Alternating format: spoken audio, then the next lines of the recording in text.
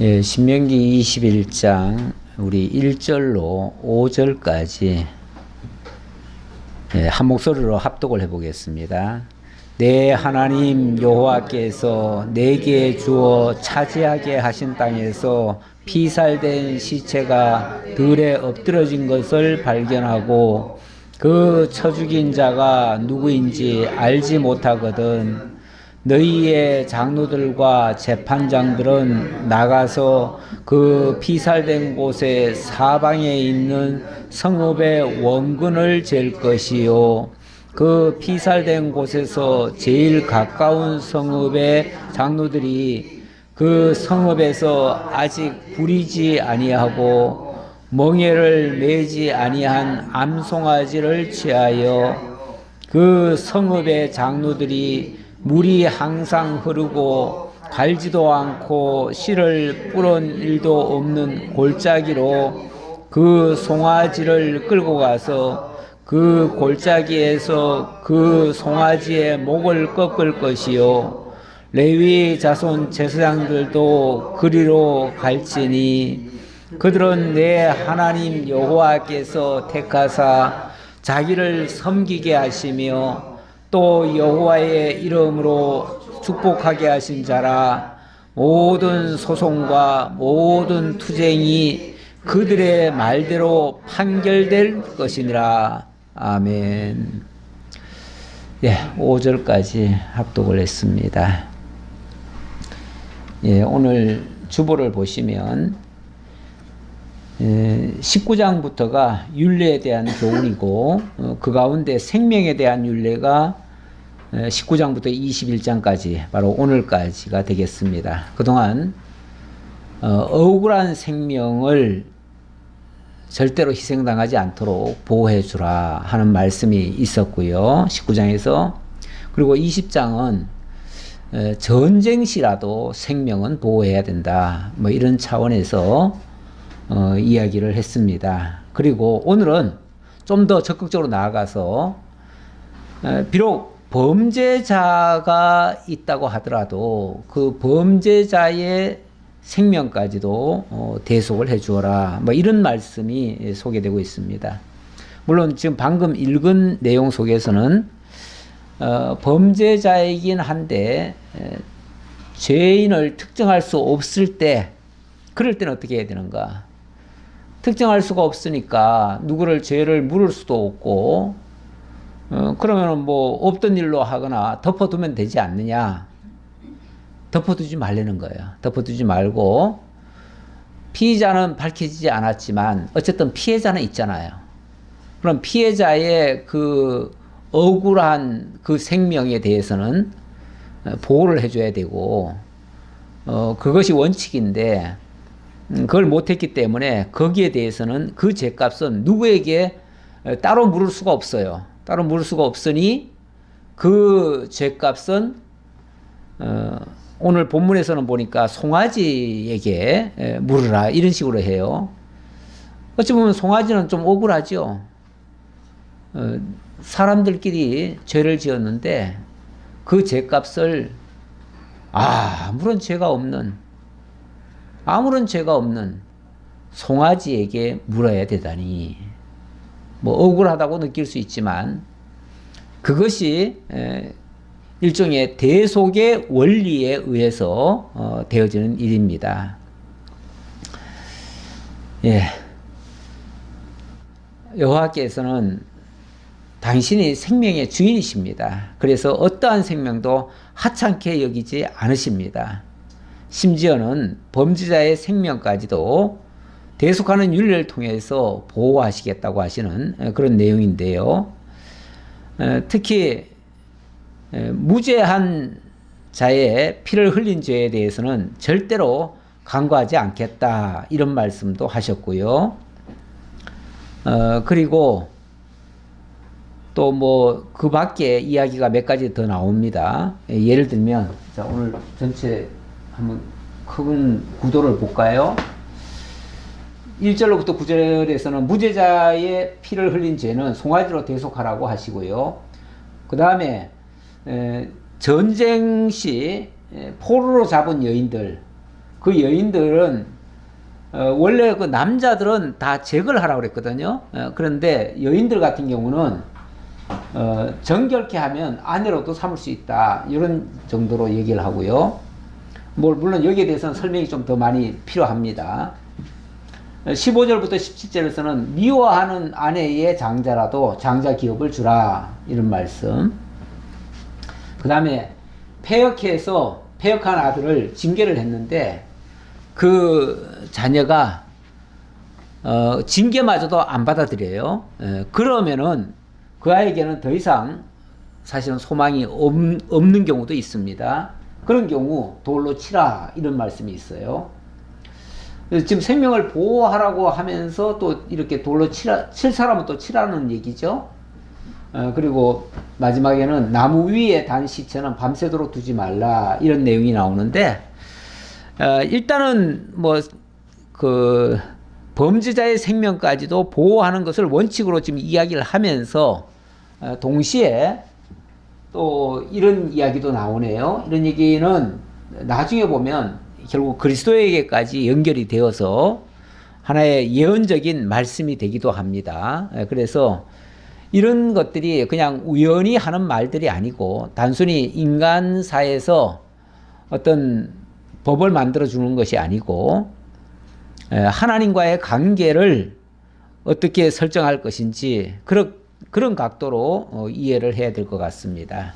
그래서 이런 내용들이 장차 우리 주 예수 그리스도를 모형과 그림자적으로 언약하고 있다, 그렇게 일단 설명을 드려놓고 내용 속으로 들어가 보도록 하겠습니다.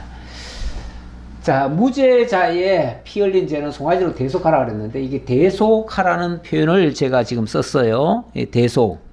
대속이 왜 필요한가? 일단 대속의 필요성부터 한번 생각을 해보고 내용 속으로 들어가 보도록 하겠습니다. 일단 대속의 필요성은 인류가 모두가 다 죄 아래 있기 때문에 그렇습니다. 죄 아래 있게 된 원인은 아담의 범죄로부터 출발했죠. 근데 이 부분이 많은 사람들이 동의를 못 하더라고요.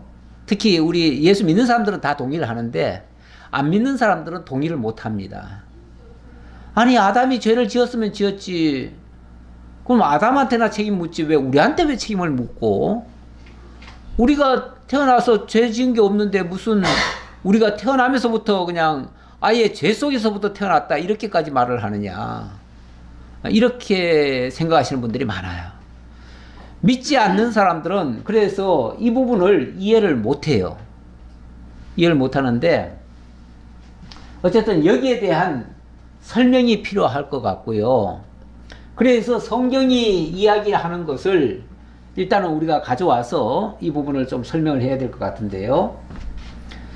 일단은 자, 제가 여기 지금 큰 대지로 지금 이렇게 적어놨어요. 아담의 범죄 때문이다. 그리고 온 인류가 타락했기 때문이다. 그리고 인간의 전적 무능함 때문이다. 다시 말하면 인간이 스스로를 의롭게 할 수 있는 능력이 없다, 그 말이죠. 능력이 없다. 그래서 정말 하나님의 은혜가 필요하고 대속의 역사가 필요하다. 대속의 필요성을 지금 얘기하려고 한 말입니다. 여기에 대해서 성경이 증거한 내용을 보니까 로마서 5장 12절에 이렇게 얘기를 합니다. 물론 그 전부터 쭉 봐야 될 것 같은데 제가 간략하게 몇 절만 가져왔어요. 그러므로 한 사람으로 말미암아 죄가 세상에 들어오고 죄로 말미암아 사망이 들어왔나니. 자, 일단 최초의 사람을 통해서 죄가 들어왔대요.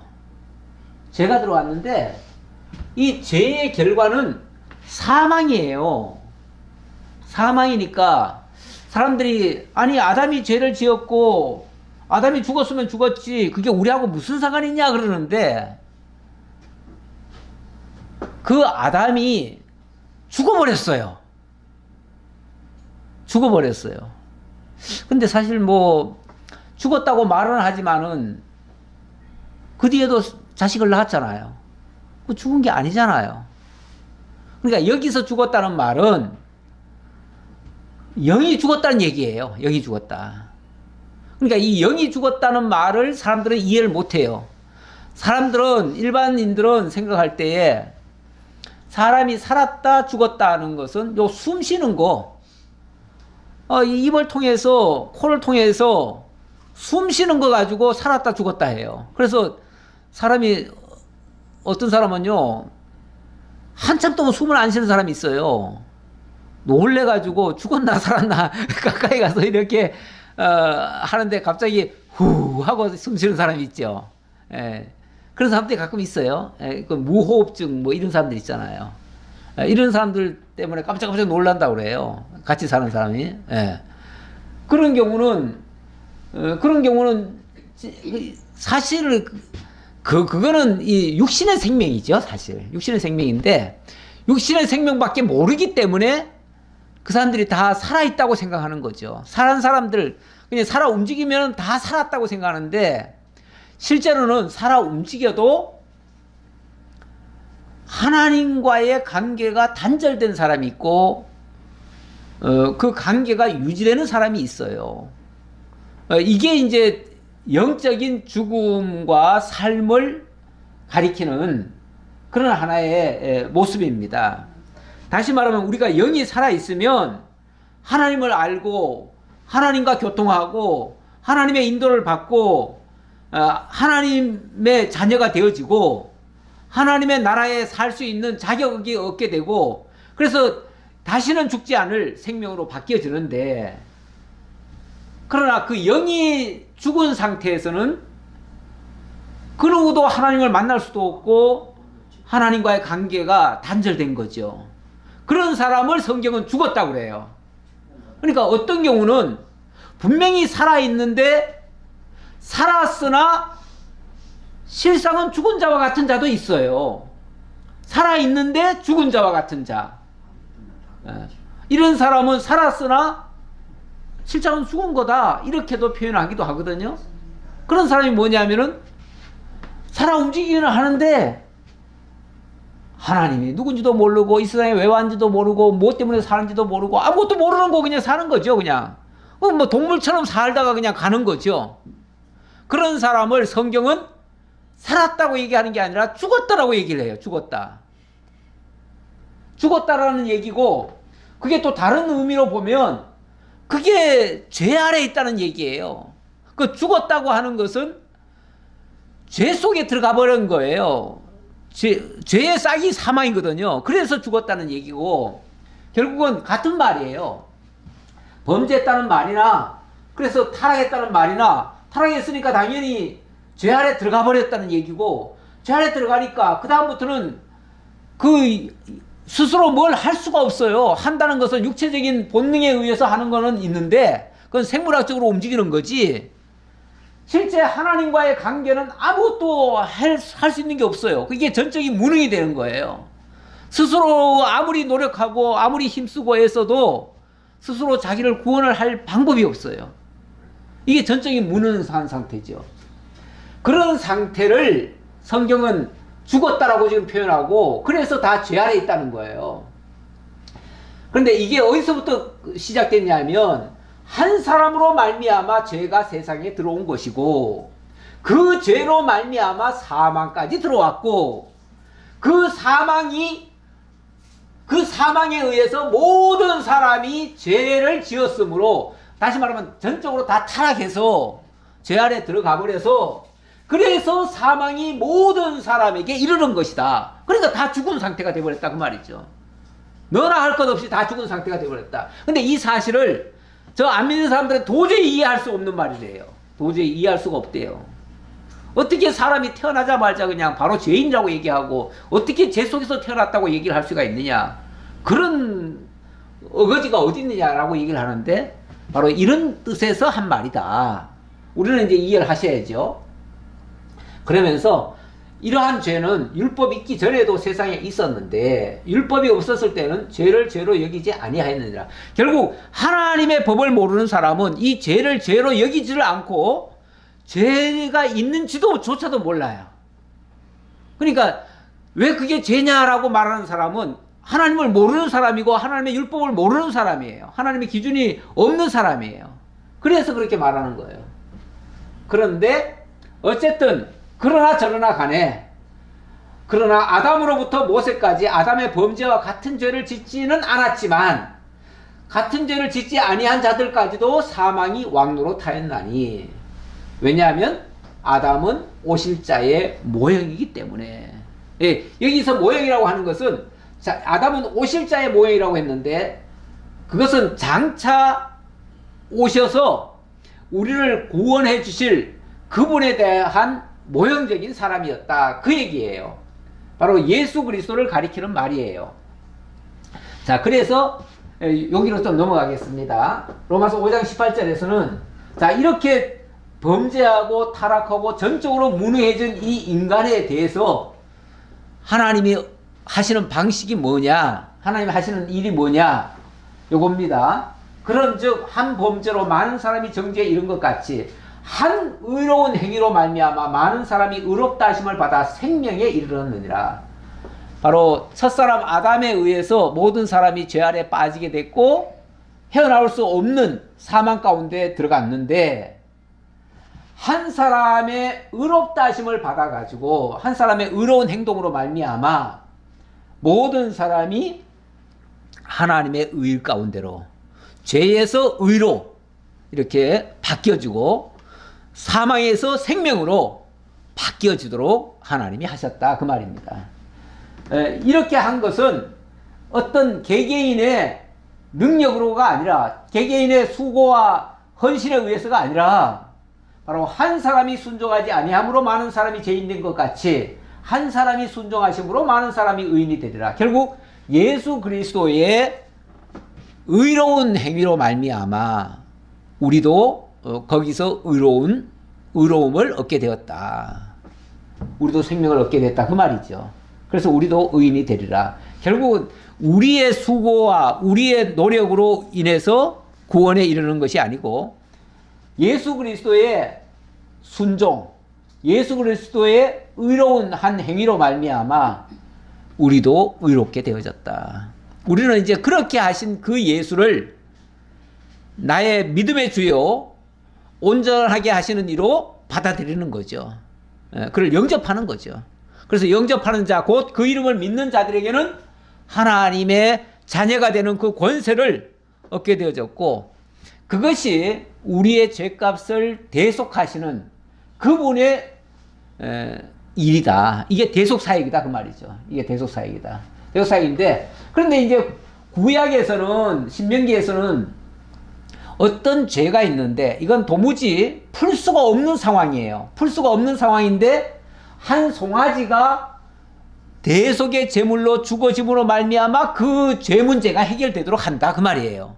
그러니까 이거는 어디까지나 모형과 그림자적인 사건이고 그것의 실체는 바로 우리 주 예수 그리스도의 희생을 가리키는 말이다. 그러면은 그 대속의 송아지는 결국 우리 주 예수 그리스도, 흠과 티가 없으신 우리 주 예수 그리스도의 대속의 죽음을 가리키는 것이다, 그 얘기죠. 그걸 가리키는 건데 여기 이제 그걸 설명하기 위해서 한 사례를 얘기하는 겁니다. 사례는 이런 경우가 있을 수 있죠. 21장 1절입니다. 자, 여기 보니까 내 하나님 여호와께서 내게 주어 차지하게 하신 땅에서 피살된 시체가 들에 엎드려진 것을 발견하고 그 쳐 죽인 자가 누구인지 알지 못하거든. 자, 일단 한 사건이 났습니다. 사건은 들판에서 한 사람이 쳐 죽임을 당했어요. 아주 비참한 죽임을 당했어요. 죽임을 당했는데 다만 아무도 본 사람이 없어요. 그러니 그 죄값을 누구에게 묻겠어요? 누구에게도 물을 수가 없어요. 물을 내야 물을 대상을 못 찾는 거예요. 그런 경우 어떻게 할 것이냐? 그럼 이걸 죄인을 못 찾았으니 그냥 없던 걸로 하자, 그냥 덮어두자, 그래야 되겠습니까? 세상에서는 그냥 덮어둬버려요. 막말로 우리나라 법에도 어떤 사건이 일어났는데 도저히 범인 찾다 못 찾으면 그냥 이거는 미해결 문제라고 해가지고 이거 해결할 수 없는 문제라 해가지고 그냥 덮어둬버려요. 그리고 끝내버려요. 그냥 어떻게 할 방법이 없어요. 그냥 죽은 사람만 그냥 개죽음 당한 거예요, 그냥. 그 억울함은 아무도 못 풀어줘요. 풀어줄 방법이 없어요. 세상의 모든 억울한 것은 풀어줄 방법이 없어요. 그런데 우리 하나님께서는 이 서두에 뭐라고 그랬습니까? 억울한 죽음이 없게 하라는 거 아닙니까? 그렇죠? 억울한 죽음이 없게 하니까 결국은 누군가는 그 죄값을 치러야 돼요. 그런데 누구에게 특정을 못 해요. 그런 경우 그 사건이 일어난 곳에서 가장 가까운 쪽에 있는 어떤 지역, 그리고 이제 그렇게 이제 특정을 하는 거죠. 요즘 같으면은 뭐 좀 더 이 수사 기법이 더 활발해가지고 더 범인을 찾아가기가 더 좋겠지만 옛날에는 그럴 수가 없잖아요. 그럴 수가 없으니까 그냥 가장 가까이 있는 마을에 뭐 족장이든지 누구의 그 송아지 한 마리를 가져오겠지요. 예. 그래가지고 거기서 그 송아지, 정말 흠과 티가 없는 깨끗한 송아지를 가져와가지고 그걸 그 죄인, 분명히 죄인은 있어요. 누군가 있어요. 있는데 그 죄인이 받을 모든 형벌을 그 송아지에게 다 씌우는 거예요. 어찌 보면 송아지는 참 억울하죠. 송아지는 억울하지만 하나님의 모든 기준은요, 동물은 기준이 될 수가 없습니다. 동물은 어찌 보면 동물은요, 하나님의 사랑의 대상이 아니고 하나님의 사랑의 대상을 섭리하는 도구로 쓰여지는 거예요. 그래서 모든 동식물들은 사람에게 필요로 하나님이 주신 것들이에요. 오죽하면 다 너희들에게 식물로 주노라 그랬잖아요. 식물로 주노라. 그거는 너희들이 다 다스려라. 너희들이 막말로 잡아먹기도 하고 너희들이 다 관리하고 이렇게 해라. 그렇게 한 거기 때문에 모든 동식물들은 사람의 이용 수단이 되는 거예요. 그래서 동물은, 그리고 식물은 우리가 마음껏 뜯어서 먹기도 하고 그래요. 물론 뭐 그걸 잡을 때 너무 잔인하게 한다든지 이렇게 하는 건 좀 문제가 되지만 요즘은 동물복지법 같은 게 또 만들어져 가지고 동물도 함부로 건드리면 안 되죠. 근데 난 그 동물복지법이 참 이게 어떨 때 보면 참 답답할 정도로 그렇게 만들어져 있다 싶어요. 뭐 예를 들어서 뭐 개나 고양이는 굉장히 뭐 끔찍하게 위하도록 돼 있잖아요. 근데 왜 소나 양이나 이런 걸 잡을 때는 그렇게 애도도 안 하고 이게 슬퍼하지도 않고 불쌍히 여기지도 않고 왜 그렇게 잡아먹는지 모르겠어요. 맛있다고 잡아먹죠? 소고기 먹으면서 애도하시는 분 계신가요? 만약에 하려면 똑같이 얘기해야죠. 똑같이 불쌍히 여기려면 똑같이 불쌍히 얘기해야 되는데 그러지 않고 소는 아주 맛있다고 그냥 좋은 부위 골라서 막 그렇게 즐기면서 양도 그렇게 즐기면서 또 다른 건 또 그렇게 또 위하는 것처럼 그거는 인간이 그냥 자기 어떤 생각에 따라서 하는 거죠. 그거는 하나님의 기준에 절대 안 맞죠. 하나님의 기준에 맞추려면 모든 동물들을 동일시해야죠. 동일시. 그렇죠? 동일하지 않나요? 다 동일하잖아요. 자, 어쨌든 하나님은 당신의 백성들의 죄악을 제거하기 위한 수단으로 이 동물을 쓰시는 거예요. 정결한 동물. 물론 정결하다 부정하다는 것은 하나님께서 정해놓은 어떤 기준이 있는데 그 기준 가운데서 그것도 하나님이 당신의 그 섭리를 가르쳐주기 위해서 부정하다 정하다 한 거지 사람의 기준하고는 달라요. 그래서 보편적으로 볼 건 아니고요. 자, 어쨌든 이런 경우 2절 너희의 장로들과 재판장들은 나가서 그 피살된 곳에 사방에 있는 성읍에 원근을 잴 것이요. 일단은 특정을 해야 되니까 죄가 어디서부터 가까이 정확하게는 못 찾아요. 정확하게는 못 찾지만 그래도 어느 정도의 책임성이 있는 곳을 좀 이렇게 간주를 하는 거죠. 간주하기 위해서 일단 거리를 재요. 거기서 제일 가까운 동네가 어디냐? 그러면 그 가까운 동네에 어떤 원인 제공자가 있을 것이다. 라고 생각을 하고, 사실은 뭐 거기 아니어도 상관없어요. 어디라도 상관없어요. 그러나 뭔가를 기준을 잡아야 되기 때문에 그 잡은 것 뿐이에요. 그러니까 여기에 큰 의미를 둘 필요는 없어요. 자, 그리고 중요한 거는 그 이제 재물을 삼는데 그 성읍에서 아직 부리지 아니하고 멍에를 매지 아니한 암송아지를 취하여, 부리지도 않고 멍에도 한 번 안 매본 암송아지니까 얼마나 연약하고 얼마나 또 깨끗하고 얼마나 정말 어떻게 보면 순수하겠어요. 나름대로. 그렇죠? 예. 뭐 동물들이 다 거기서 거기라고도 볼 수 있지만 일단은 하나님의 기준을 가지고 얘기하는 거예요. 하나님은 여기서 목적하는 것은 그 소 자체가 깨끗하다 더럽다가 아니라 어쨌든 하나님이 깨끗하다고 인정하는 거죠. 인정하는 것. 아니, 소는 기본적으로 뭐 저도 어려서 소를 좀 키워봤지만은 매일같이 똥 싸가지고 거기에 그냥 들어 누워가지고 그냥 온 몸에 똥이 더덕더덕 붙어 있어요. 그래요. 그러니까 깨끗할 리가 없어. 막말로 깨끗할 리가 없어요. 근데 또 뭐 부정하다고 보면 다 부정한 건데 또 하나님이 또 깨끗하다고 하면 깨끗한 거예요. 예. 자, 그래서 어쨌든 여기는 이제 하나님의 기준에서 어쨌든 깨끗하다 또는 정결하다, 거룩하다 이런 의미로 지금 이해를 하고요. 자, 그런 어떤 재물을 하나 희생을 시키는 거예요. 희생시키는데 희생시키는 방식은 어떻게 하는가? 4절에 보니까 그 성읍의 장로들이 물이 항상 흐르고 갈지도 않고 씨를 뿌린 일도 없는 골짜기로 그 송아지를 끌고 가서, 그러니까 뭐 최대한 작은 사람의 손이 타지 않은 곳, 정말 골짜기에 항상 물이 흐르는 곳, 물이 항상 흐른다고 하는 것은 설령 부정한 것이 있더라도 항상 깨끗하게 이게 변화가 된 거 아닙니까?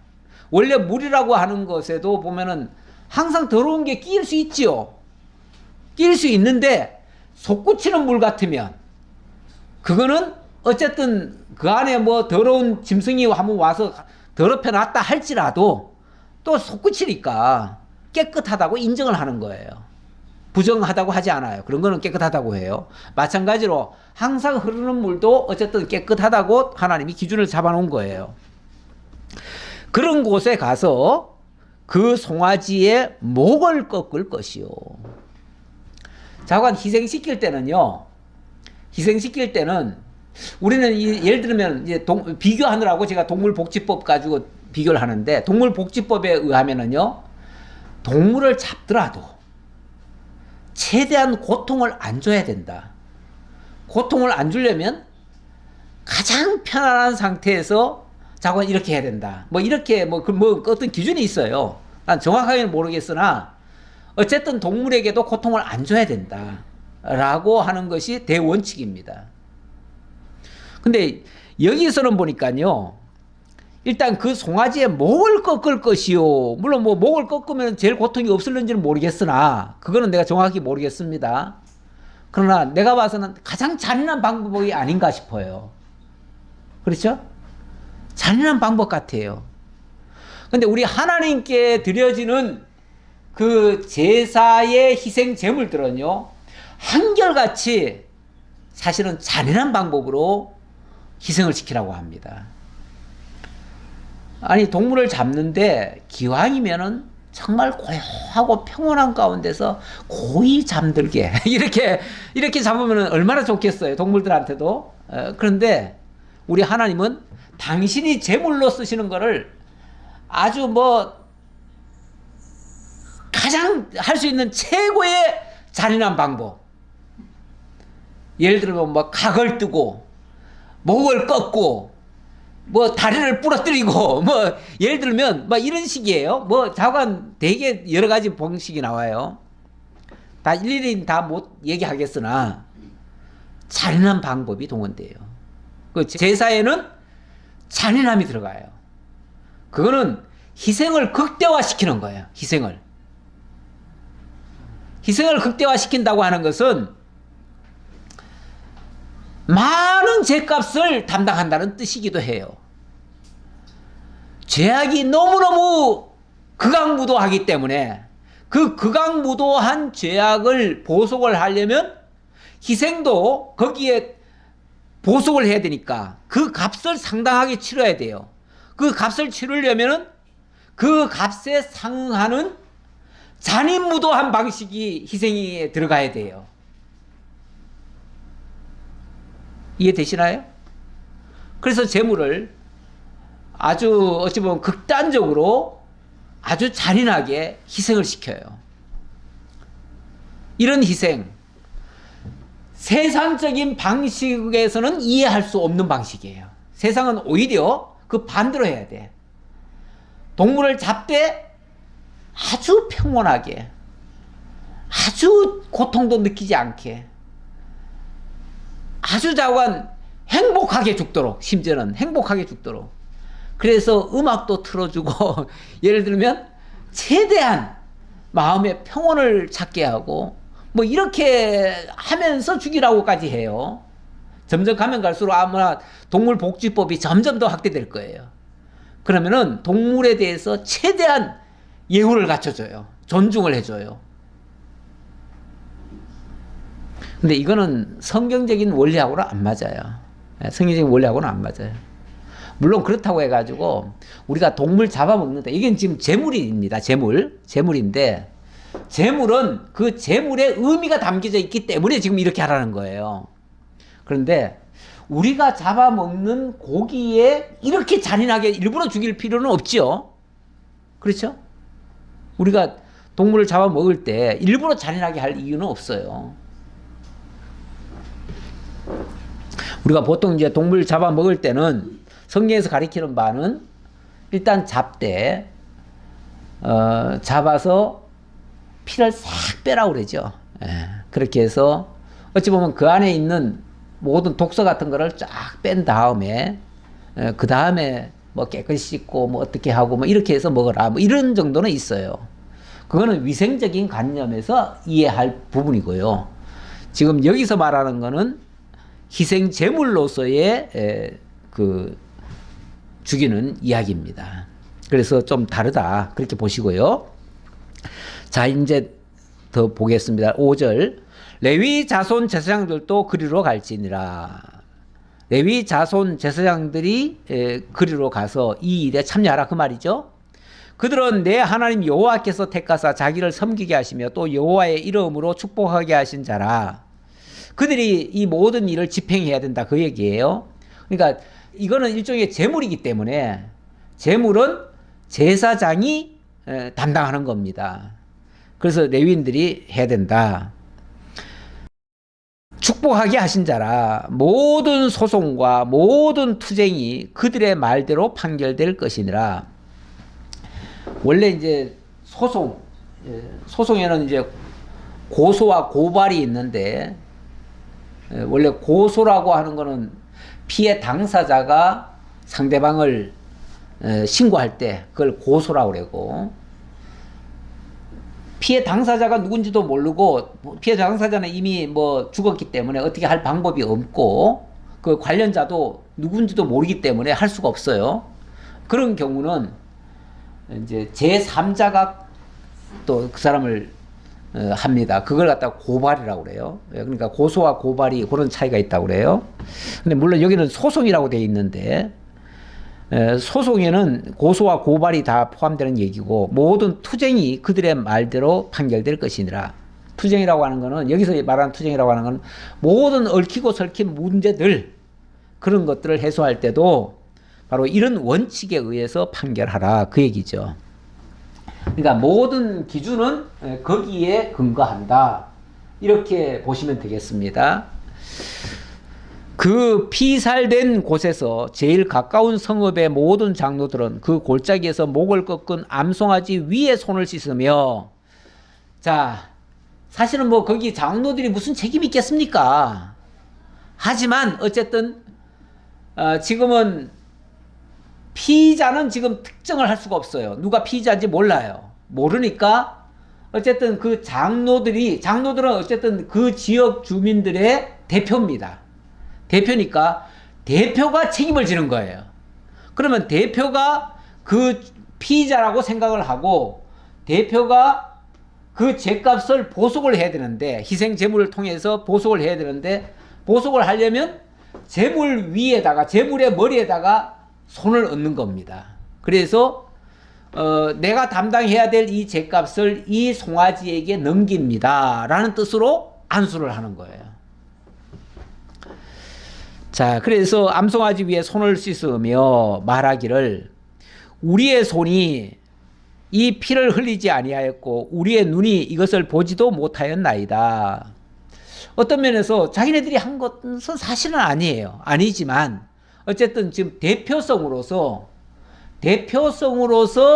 죄값을 치르는 것, 그걸 뭐라고 그러냐면 대속이라고 그래요. 대속. 대신 값을 지불한다. 자기가 지은 죄는 아니에요. 하지만은 대신 값을 지불해야 되는데 그것도 직접 자기네가 책임을 질 수가 없어요. 그러니까 송아지한테 그 죄값을 넘겨서 송아지로 하여금 죄값을 치르게 이렇게 한다 그 말이죠. 여호와여, 주께서 속량하신 주의 백성 이스라엘을 사하시고 무죄한 피를 주의 백성 이스라엘 중에 머물러 두지 마옵소서 하면 그 피 흘린 죄가 사함을 받으리니. 예, 뭐 솔직히 누가 죄인인지도 모르고 누가 피의자인지 모르는데 어쨌든 누군가는 이 죄값을 치러야 되니까 우리가 그 피의자처럼 이 죄값을 이 짐승에게 넘겨서 죄값을 치르겠습니다. 하나님, 이 재물을 통해서 이 죄값을 다 용서해 주십시오. 이렇게 이제 기도하라는 얘기예요. 예. 너는 이와 같이 여호와께서 보시기에 정직한 일을 행하여 무죄한 자의 피 흘린 죄를 너희 중에서 제할지니라. 이렇게 해서 그런 죄가 더 이상 남아있지 않도록 하는 것이 중요하다.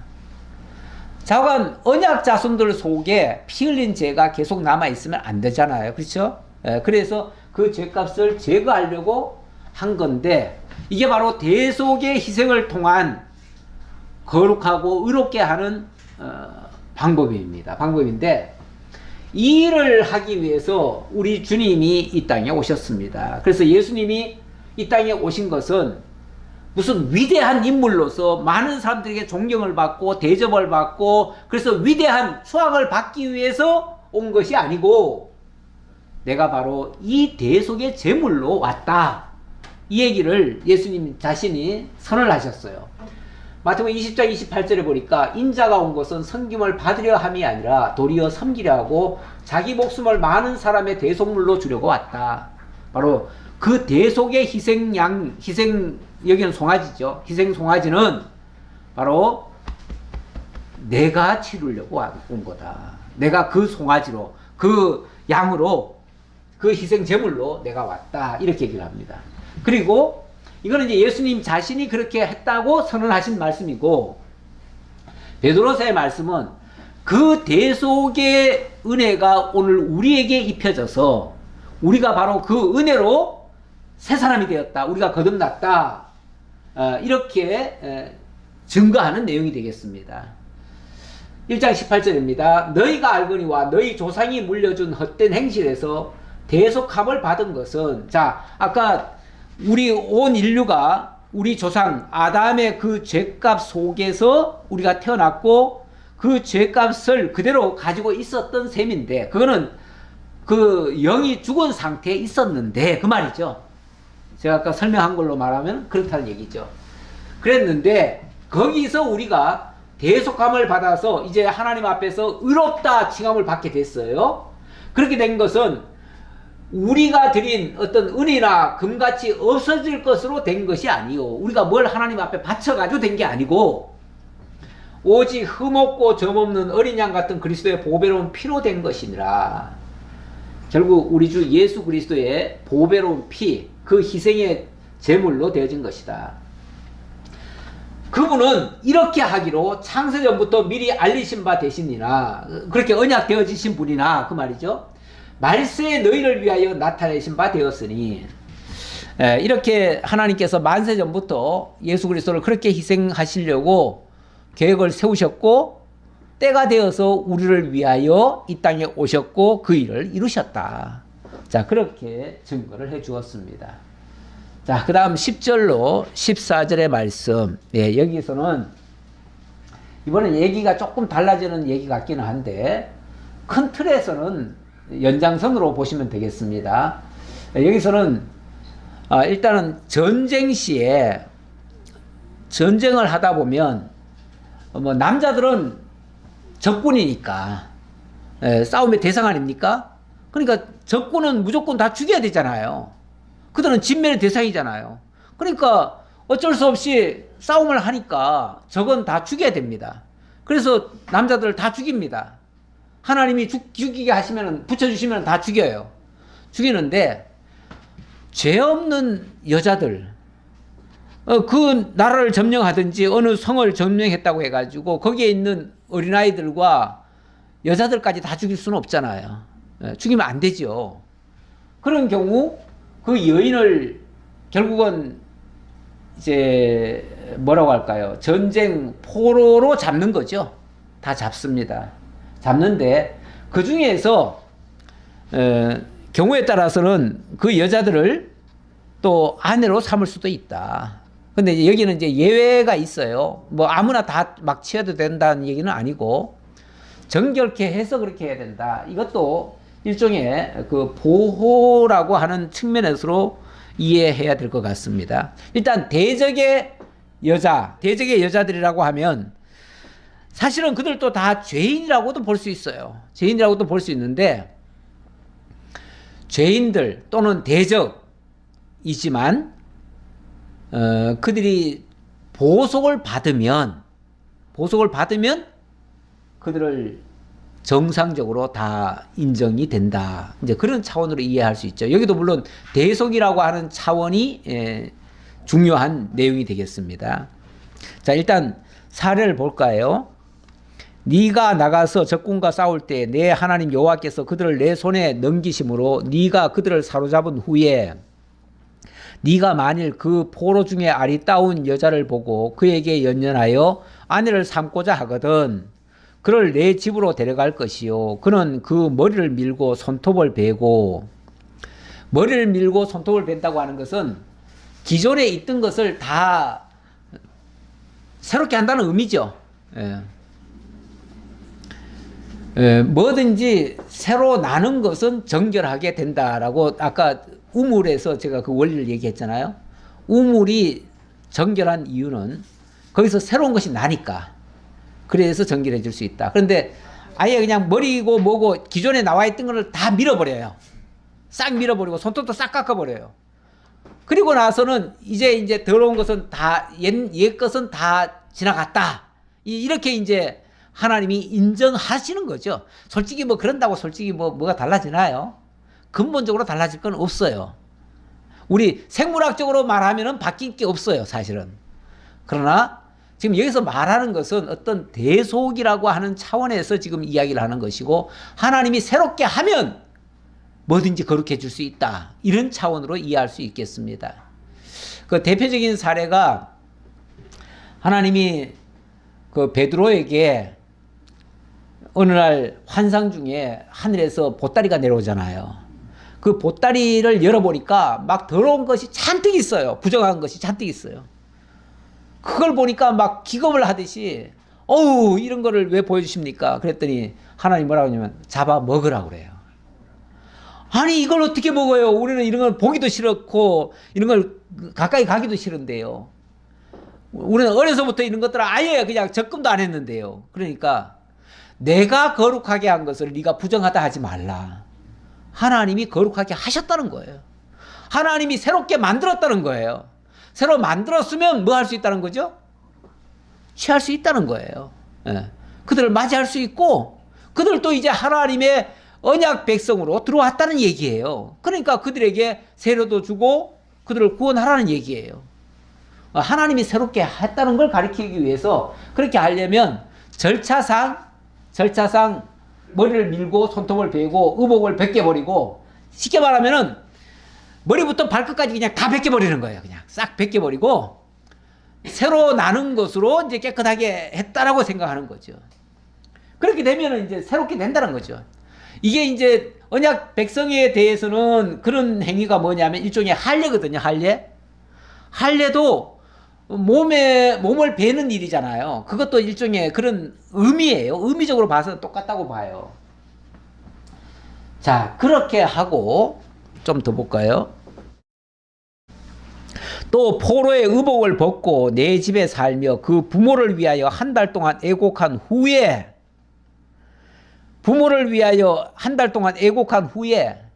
애곡이라고 하는 건 원래 죽었을 때 애곡하는 거 아닙니까? 그렇죠? 죽었다.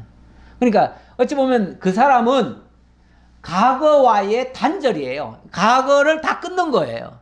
그러니까 자기 부모를 향해서 나는 죽었소. 나는 이제 지금부터는 나는 이제 새 사람이요. 당신들과는 이제 관계 없소. 과거 옛 사람과는 나 관계 없소. 이거죠, 이제. 그러니까 완전히 새 사람으로 바꿔가지고 하라는 거예요. 그렇게 했을 경우에는 네가 그에게로 들어가서 그의 남편이 되고 그는 내 아내가 될 것이요. 그런 경우는 그 여자를 아내로 삼을 수가 있다. 이게 이제 어찌 보면 이것도 이제 일종의 대속의 원리로 이해할 수 있다. 이제 그런 여기서는 지금 초점이 대속에 있으니까 그렇게 이해할 수 있고요. 그리고 하나의 또 예외 상황이 있습니다. 예외 상황은 뭐냐면 그 후에 자 일단은 정말 아내로 삼고 싶어서 그렇게 해서 아내를 취했는데 이 여자가 쉽게 말하면 그 이후에 뭐 마음에 들지 않는지 어쩌는지 자관 그를 기뻐하지 아니하거든. 그의 마음대로 가게 하고 자 일단은 그 이후에 갑자기 마음이 바뀌었어요. 더 이상 데리고 살고 싶지 않아. 뭐 안 맞을 수도 있지요. 뭐 이방 여인이니까 안 맞을 수도 있지요. 그런 경우는 이제 내보내야 됩니다. 내보낼 수가 있습니다. 제가 여기 해놨나 안 해놨나 모르겠는데 여기 안 해놨군요. 그 보면요, 그 이혼, 결혼, 이혼 이 얘기도 연속 이어지는데요. 그 지금도 이슬람권에는요, 여자를 데리고 살다가 살기 싫으면은 탈라크 세 번만 외치면은 그 여자는 보따리 싸가지고 집에 가야 됩니다. 이혼이 너무 쉬워요. 지금도 이슬람권에는 그렇습니다. 이혼하고 싶으면 그냥 탈라크만 외치래요. 탈라크라는 말은 뭐냐면 이제부터 너는 내 아내가 아니다 이 말이에요. 그걸 딱 세 번만 외치면은 아내가 아닌 거예요. 너무 간단해요. 나중에 한번 영상 제가 보여드릴게요.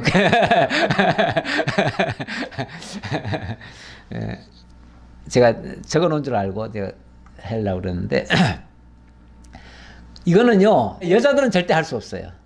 여자들은 아무리 속썩이는 남편이라도 나는 당신하고 같이 살 수 없어 이 말 못해요. 남자들은 할 수 있어요. 남자들만의 특권이에요. 자관 이런데 이슬람권에는 지금도 그게 법이 그대로 있습니다.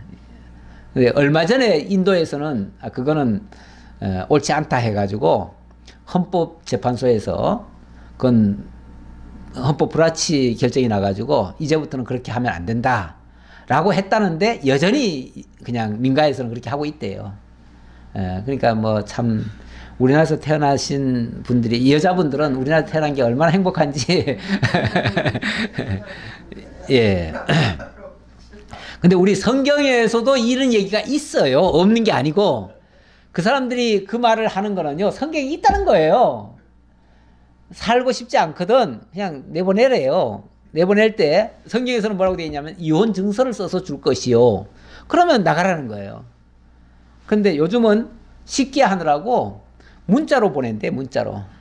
예, 요즘은 옛날에는 증서라도 써서 이렇게 줬는데 요즘은 문자로 어느 날 출근했다가 퇴근을 하려고 오는데 문자가 띵동 왔어요. 탈락 끝, 탈락 끝, 탈락 끝. 그래서 이 여자는 집에 가지도 못하고 아예 집으로 물건 가지러도 못 간대요. 일단 그 선언을 받으면은 아예 집에 들어가지도 못한대요. 그래가지고 그 길로 쫓겨나가지고 정말 무인푼, 뭐 요구도 못한대요. 뭐 재산 뭐 분할 이런 것도 요구 못한대요. 예, 이런 식으로 지금도 살아가는 인구가 많습니다. 전 세계적으로 보면 많아요. 예. 자, 그런데 여기는 또 뭐라고 돼 있냐면, 근데 우리 성경은 사실은 그런 뜻으로 적어 놓은 건 아니에요. 그런 뜻으로 적어 놓은 건 아니고, 나중에 예수님께 그 바리새인들이 그 말을 물었잖아요. 아니, 모세는 이렇게 해서 이혼하라고 했는데, 예수님 당신 생각은 어떻습니까? 그랬더니, 너희가 너무 강팍해서 모세가 그렇게 해서라도 그 여자를 살리기 위해서 허락하였거니와, 본래는 그렇지 아니하니라. 본래는 이혼이 불가하다.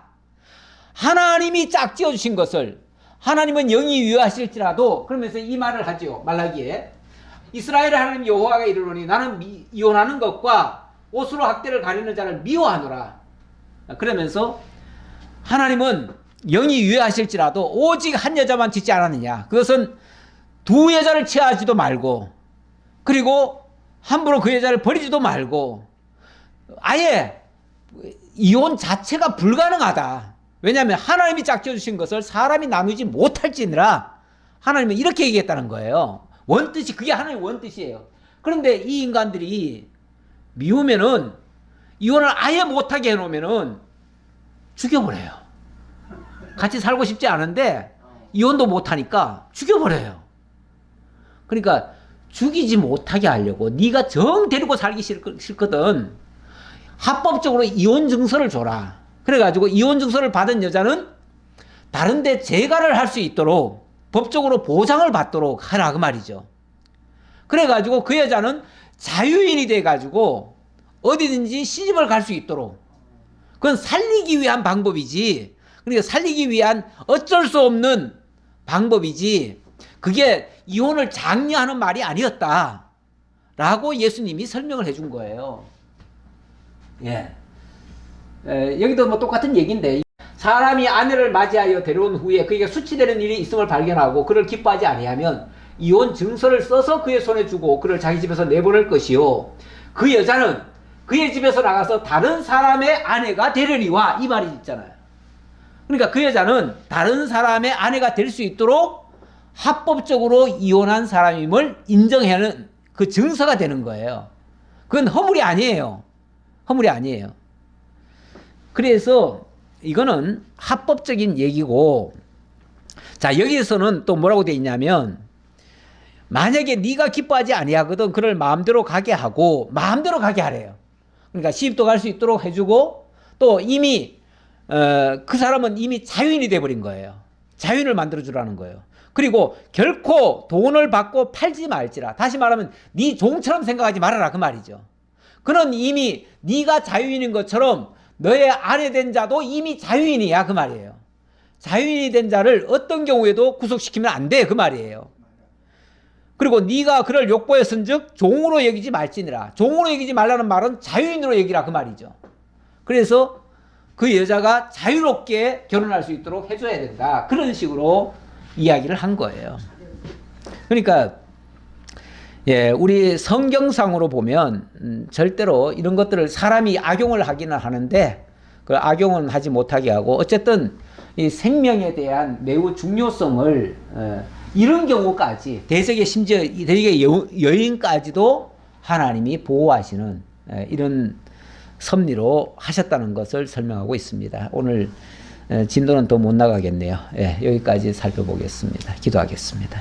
하나님 감사합니다. 오늘도 신명기를 통해서 하나님이 한 생명을 천하보다 더 귀히 여기시고 사랑의 대상으로 삼기 위하여, 때로는 그의 모든 죄를 대속하기 위하여 흠없는 송아지에게 그 죄를 씌우시고 죄를 전가하시고 그리고 정결케 하시고 대속해 주셨다는 사실을 깨달았습니다. 오늘 우리도 어쩌면 영영이 버려질 수밖에 없는 죄와 사망 가운데 살았던 존재였습니다. 죽었던 존재였습니다. 우리를 살려서 하나님의 자녀가 될 뿐만 아니라 영원한 하나님의 나라의 기업으로 삼아주신 것 너무나 감사하고, 이 은혜 속에서 저희들 강건하게 정말 하나님 감사 찬양하며 살아갈 수 있는 저희 모두가 되게 하옵소서. 감사드렸고 예수님 이름으로 기도하옵나이다. 아멘.